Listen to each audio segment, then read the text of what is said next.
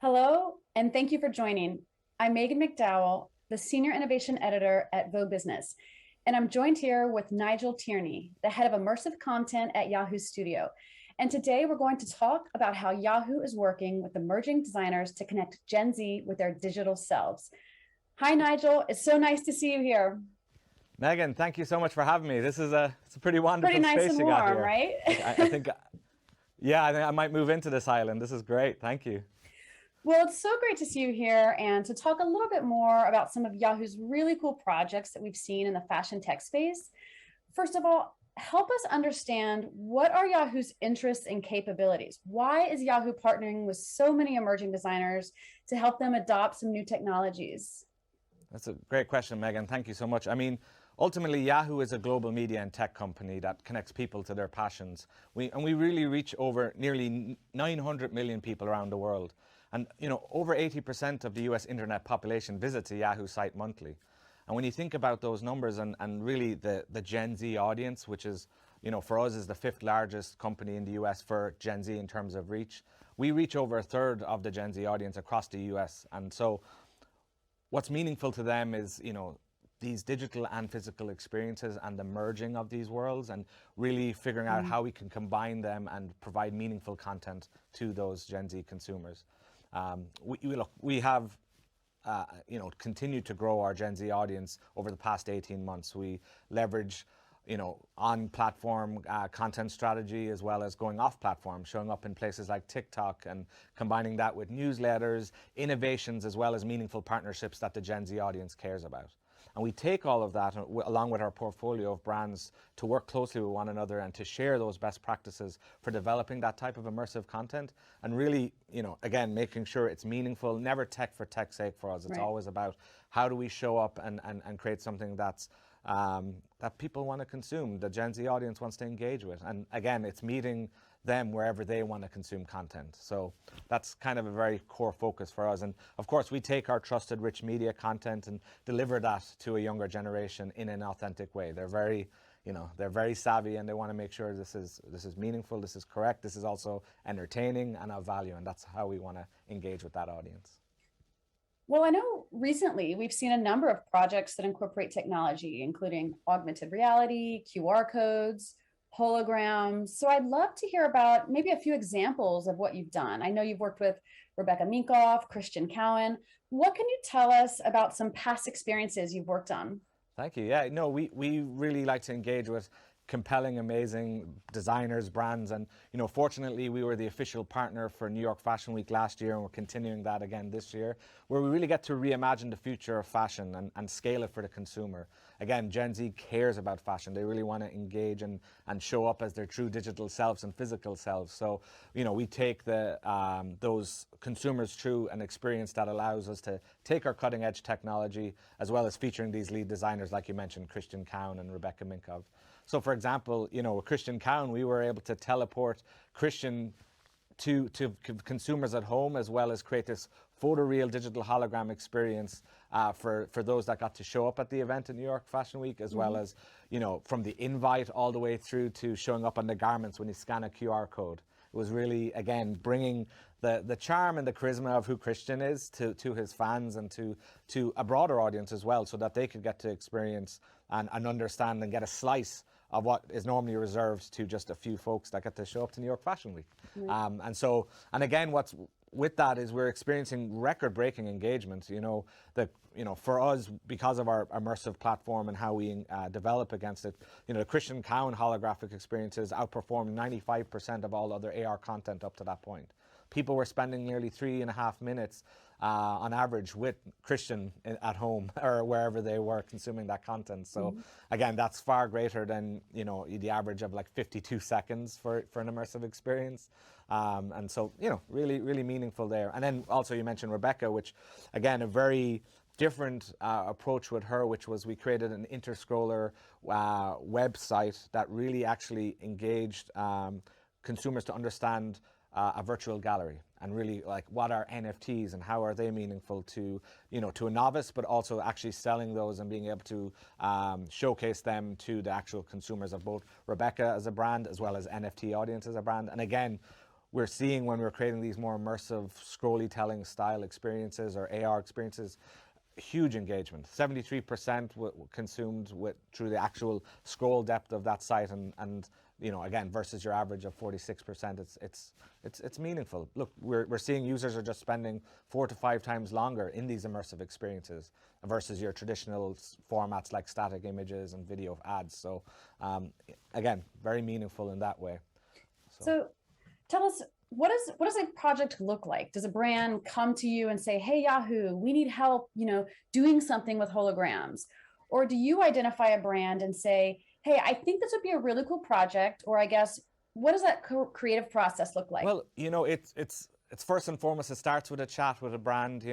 I'll take most recently what we just did for this past spring with Maisie Willen and her collection. With her, we sat down, tried to understand what did she want to do, how did she want to show up in the space in New York Fashion Week, and once we started to understand the narrative that she was building, whether it was taking these elements of Monster High and creating a surreal experience, we took that to create a first of its kind virtual and physical fashion show where we had larger than life 7-foot tall holograms.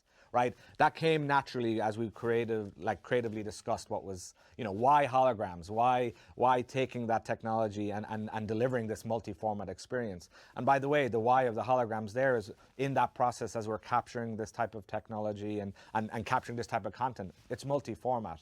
So we can show up, as I said, as the larger-than-life 7-foot holograms at the day of the event. We can also show up in AR in the consumer's home, or even as a shoppable gift lookbook.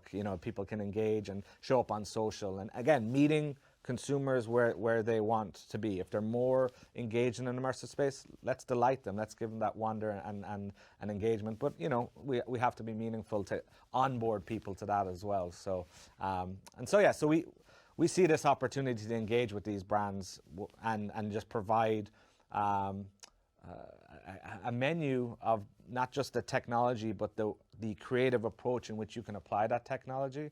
And again, we've layered that in some of our core products. Like we have an immersive storytelling platform across our entire ecosystem called Yahoo Immersive, which allows AR content and mixed reality content to show up across all of our portfolio of brands, and we have a creative studio in-house as well with our Yahoo Riot Studios to really work with designers, work with brands. Again, obviously we're talking it's fashion, but across the entire board of how we engage and work in Yahoo and help them understand, embrace, and again, never mantra for me, never tech for tech's sake. It's always about telling that person, that brand, that engaging story and bringing the consumer along. Well, you mentioned these holograms, which as I understand, they were originally captured with a green screen technology, right? Yeah. Well, yeah. Oh, yeah. Well, actually, yeah. I mean, tell me if you want to explain how the magic happens. Yeah, no, it was awesome. I mean, first and foremost, we had the idea to capture with Maisie her entire collection as holograms, and so we leveraged a technology called volumetric capture, which we took 106 cameras, surrounded each of the models and their looks, and captured them to their highest fidelity, highest quality. So again, if we wanted to, we could project them on giant buildings. They needed, we wanted that larger than life scale, but also be able to distribute them in multiple different ways. And it was really exciting. Maisie's creative with, again, her style and the aesthetic of her clothes, as well as her being digitally native with patterns that really played into that tech, but also the monster element. There was a lot of cool prosthetics and makeup that she was working with, and it was just really fun to capture that. And then you start to layer that with other meaningful technologies like Web 3.0, like